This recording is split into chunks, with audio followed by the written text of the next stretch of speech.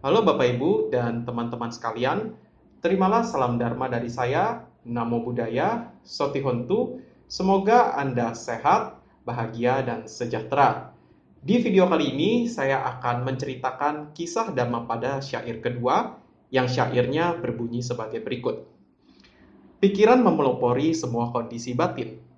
Pikiran adalah pemimpin, pikiran adalah pembentuk. Jika seseorang berbicara atau bertindak dengan pikiran yang murni, maka kebahagiaan mengikutinya, seperti bayangan yang tidak akan pernah meninggalkannya. Syair ini disampaikan oleh Sang Buddha ketika beliau sedang berada di Wihara Jetawana di Sawati. Nah, dikisahkan bahwa pada suatu hari hiduplah seorang Brahmana muda yang bernama Mata Kundali. Mata Kundali ini memiliki seorang ayah yang bernama Adina Pubaka, yang sifatnya pelit sekali. Saking pelitnya, bahkan Adina Pubaka hampir tidak pernah melakukan kegiatan derma, tidak pernah berdana.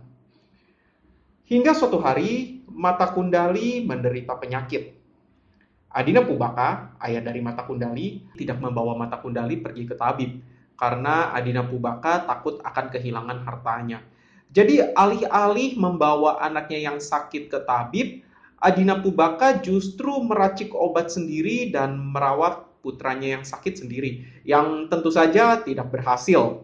Jadilah Mata Kundali semakin parah penyakitnya, dan ini membuat Adina Pubaka berpikir, wah, kalau Mata Kundali sakitnya semakin parah, maka akan banyak orang yang datang mengunjunginya.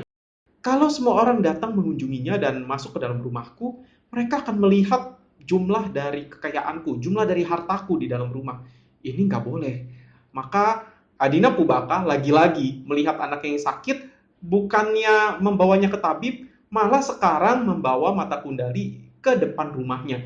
Karena tadi ya, takut orang-orang yang datang menjenguk akan melihat hartanya di dalam. Jadilah Mata Kundali itu kemudian diletakkan di luar. Suatu hari, ketika Sang Buddha baru selesai melakukan meditasi cinta kasih, Sang Buddha kemudian pergi berkeliling bersama para biku untuk mencari makan. Ya, jadi ini tradisi pertapaan, di mana para biksu dan para pertapa, karena tidak memiliki mata pencaharian, ya beliau itu tidak boleh memegang uang, maka biasanya para biksu dan para pertapa itu berkeliling dari rumah ke rumah ya, menunggu ada yang memberikan dana makanan. Dan ini adalah tradisi pertapaan. Ketika Sang Buddha dan para biksu berjalan di Sawati, Sang Buddha kemudian berdiri di depan rumah dari Mata Kundali. Nah, Mata Kundali yang melihat Sang Buddha merasa sangat kagum sekali, merasa sangat takjub sekali, karena didatangi oleh seorang pertapa yang maha suci, yang sangat anggun. Tapi karena Mata Kundali sedang sakit keras, Mata Kundali tidak bisa bangkit berdiri dan bersujud kepada Sang Buddha. Mata Kundali hanya bisa berbaring sambil dalam hati berkata, wah, seandainya aku sehat, mungkin aku bisa memberikan penghormatan langsung kepada Sang Buddha. Tapi karena kondisiku seperti ini, aku hanya bisa berbaring. Ya, dan Mata Kundali ini sambil berusaha untuk menangkupkan kedua tangannya memberi penghormatan ya, meskipun dalam kondisi berbaring. Dan dalam hati, Mata Kundali berkata, dengan ini aku berlindung kepada Sang Buddha, aku berkeyakinan kepada Sang Buddha. Jadi Mata Kundali mengucapkan rasa yakinnya kepada Sang Buddha di dalam hati. Dan seketika itu juga Mata Kundali menghembuskan napas terakhirnya, yang meninggal dunia. Dan menariknya, ketika Mata Kundali meninggal dunia, ia terlahir di alam dewa. Ya, karena pikiran terakhirnya adalah pikiran rasa bakti kepada Sang Buddha. Oke, kemudian Mata Kundali meninggal dan akhirnya dikremasi oleh ayahnya, ya, Adina Pubaka. Adina Pubaka terpukul sekali mengetahui putranya meninggal dan ia setiap hari datang ke tempat kremasi Mata Kundali menangisi anaknya ya, menangisi putranya tersebut. Mata Kundali yang saat itu telah terlahir di alam dewa, mungkin bagi Bapak Ibu sebagian besar sudah tahu, tapi kalau dalam Buddhisme, dewa itu bukan tujuan akhir dari umat Buddha. Umat Buddha tujuan akhirnya adalah nibbana ya, pembebasan. Sedangkan kalau alam dewa itu masih terikat dalam siklus mati dan lahir kembali, samsara. Oke, kita lanjut ke cerita ya. Dan Mata Kundali yang berada di alam dewa ya dari atas gitu, melihat ayahnya yang setiap hari meratapinya. Mata Kundali kemudian turun ke bumi, ya menyamar menjadi manusia, turun ke daerah kremasinya, sambil berpura-pura meratap, menangis, berjalan-jalan di sekitar sana. Nah, Adina Pubaka yang sedang menangisi anaknya ini kemudian melihat pemuda itu, lalu bertanya, "Wahai anak muda, kenapa kamu menangis?" Manusia ini, pemuda ini, kemudian menjawab, "Aku memiliki kereta dengan kuda. Lalu keretanya ini berhiaskan emas. Tapi aku nggak punya roda untuk menjalankan kereta itu." Lalu Adina Pubaka yang melihat bahwa pemuda ini mirip dengan anaknya sendiri, muncul keinginan untuk membantunya. Lalu Adina Pubaka bertanya, "Baiklah, aku akan memberikanmu roda itu. Seberapa besar ukuran roda yang kamu mau?" Lalu pemuda itu menjawab, "Aku menginginkan roda sebesar matahari dan bulan." Dan ketika mendengar itu, Adina Pubaka mengatakan bahwa, "Wahai pemuda, kamu bodoh sekali. Nggak mungkinlah bisa memiliki matahari dan bulan gitu. Kamu buat apa menangisi sesuatu yang tidak bisa kamu miliki?" Lalu pemuda itu menjawab, "Memang aku ini menangisi sesuatu yang tidak aku miliki, tapi bulan dan matahari itu ada loh. Sedangkan Anda menangisi putra Anda sendiri yang sudah tidak ada. Siapa yang lebih bodoh? Saya atau Anda?" Seketika Adina Pubaka langsung terhenyak ya, langsung terpikir, "Wah, iya benar juga. Aku menangisi sesuatu yang tidak bisa aku miliki kembali. Putraku telah meninggal, tidak mungkin kembali." Dan langsung Adina Pubaka mengaku ya kepada pemuda tersebut, "Iya, akulah yang lebih bodoh ya karena aku menangisi dan menginginkan sesuatu yang tidak mungkin kembali." Lalu Adina Pubaka kemudian berterima kasih kepada pemuda tersebut karena sudah menyadarkannya dan bertanya, "Sesungguhnya siapa Anda ini, wahai pemuda?" Dan pemuda ini menjawab, "Akulah yang selama ini engkau tangisi. Akulah Mata Kundali yang kini telah terlahir kembali di alam dewa dan sekarang sedang turun ke bumi untuk menyapa Anda."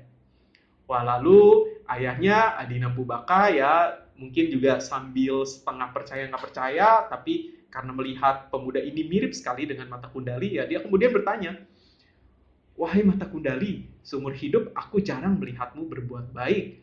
Kenapa kamu meninggal bisa terlahir di alam dewa? Apa yang terjadi?"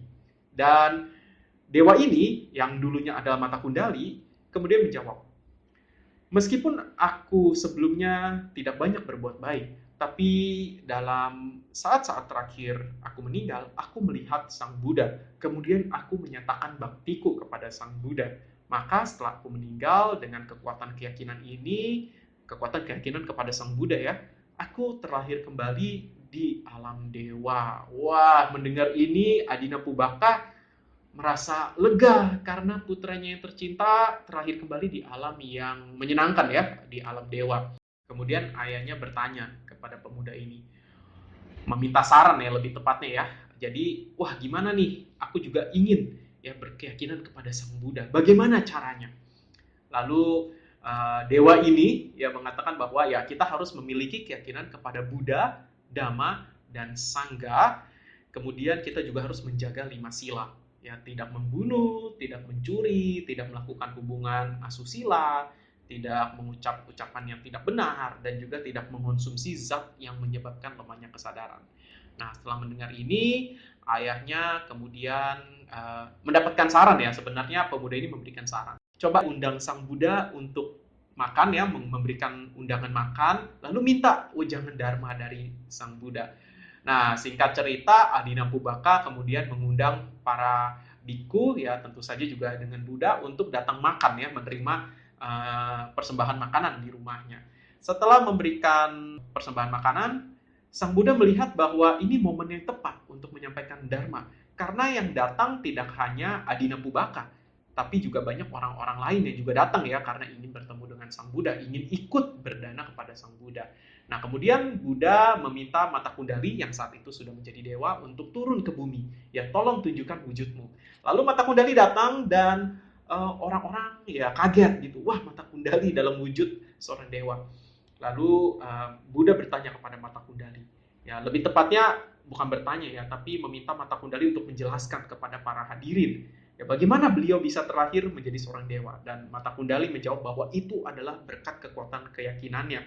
Sesaat sebelum meninggal, ia menyatakan bakti, menyatakan yakin kepada Buddha, dan ia terlahir di alam dewa. Mendengar ini, para hadirin termasuk Adina Pubaka merasa tersentuh sekali. Ternyata kekuatan bakti, yakin kepada Buddha dan ajaran Buddha bisa membawa kepada kebahagiaan, ya, bisa membawa kepada one step, satu langkah lebih baik hidupnya. Lalu setelah itu Sang Buddha membacakan syair Dhammapada ini. Ya, pikiran memelopori semua kondisi batin. Pikiran adalah pemimpin, pikiran adalah pembentuk. Jika seseorang berbicara atau bertindak dengan pikiran yang murni, maka kebahagiaan mengikutinya seperti bayangan yang tidak akan pernah meninggalkannya. Ya, inilah syair Dhammapada yang kedua. Syair ini mengajarkan kita bahwa pikiran kita menentukan kehidupan kita. Maksudnya begini, jadi syair Dhammapada yang kedua ini harus dibaca berbarengan dengan syair Dhammapada yang pertama, ya, bisa Anda tonton di video sebelumnya. Jadi pikiran kita menentukan kehidupan kita. Maksudnya bagaimana? Kalau kita berpikir baik, maka tindakan dan ucapan kita juga akan baik. Kalau tindakan dan ucapan kita juga baik, maka hidup kita juga akan menjadi baik. Ketika kita menjadi baik kepada orang lain pun akan baik kepada kita. Ya, kita tentu jangan mengharap orang lain untuk selalu baik kepada kita, ya. Tapi at least kita mencoba untuk baik kepada semua orang. Pasti ada orang yang hatinya tersentuh dan juga baik kepada kita. Kita bisa langsung buktikan sendiri. Coba kalau kita menyakiti orang lain, lalu orang lain itu tersinggung, atau orang lain itu ingin membalas dendam, kita akan jadi menderita. Tapi kalau kita baik ke orang lain, ya, kita selalu bersikap baik, sopan, ramah, ya, kita juga akan mendapatkan hidup yang lebih baik. Gitu. Jadi syair ini mengajarkan bahwa kehidupan ini tanggung jawab kita. Jadi kita tidak bisa menyerahkan hidup kita kepada makhluk supranatural, kepada dewa tertentu, atau apapun itu. Karena hidup ini tanggung jawab kita. Bila kita ingin punya hidup yang baik, maka kita harus memiliki pikiran yang baik. Jika kita memiliki pikiran yang buruk, ucapan dan tindakan kita juga akan buruk, dan tentu hasilnya juga akan buruk. Tapi perlu Bapak Ibu dan teman-teman ingat, mengembangkan pikiran baik di sini bukan berarti toxic positivity, tapi mengembangkan pikiran yang baik itu maksudnya adalah pikiran yang terbebas dari keserakahan, pikiran yang terbebas dari kebencian, dan pikiran yang terbebas dari kebodohan atau dari pemahaman yang keliru. Nah, ini yang dibilang pikiran yang baik. Sedangkan kalau pikiran yang buruk, ya pikiran yang disertai dengan kebencian, keserakahan, dan kebodohan atau pemahaman yang keliru. Jadi, Bapak Ibu, mari kita bersama-sama mengembangkan pikiran kita untuk tidak serakah, tidak membenci, dan tidak bodoh. Ya, berarti kalau tidak serakah, kita belajar untuk berdana, untuk melepas. Jika kita ingin mengembangkan pikiran yang terbebas dari kebencian, kita mempraktikkan cinta kasih. Dan bila ingin terbebas dari pikiran yang bodoh, pikiran yang disertai pemahaman buruk, maka kita mengembangkan kebijaksanaan. Ya, dan inilah ajaran Buddha. Bapak Ibu dan teman-teman, semoga penjelasan ini bermanfaat. Kalau Bapak Ibu ingin mendapatkan video lainnya di channel ini, silakan klik subscribe, dan ya, di sini juga ada video-video bisa Bapak Ibu tonton, ya. Ada kisah Dhammapada pertama, mungkin Bapak Ibu belum tonton, dan kisah lainnya. Dan saya tutup dengan Sabe Sata Bhavantu Sukhitata. Semoga semua makhluk hidup berbahagia.